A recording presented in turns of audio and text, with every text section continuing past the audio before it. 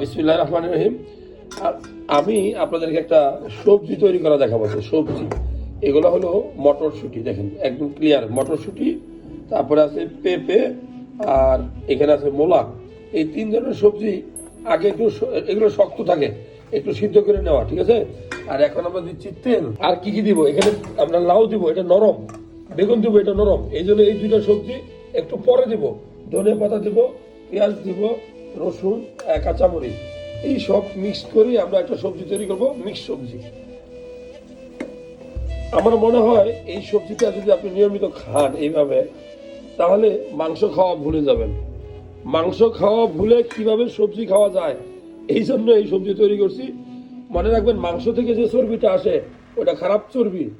যে প্রাণী চার পায়ে হাঁটে তার চর্বি খারাপ, যে চর্বিটা সবজি থেকে আসে সেটা খুব ভালো, গুড ফ্যাট, গুড ফ্যাট বলি আর কি আমরা।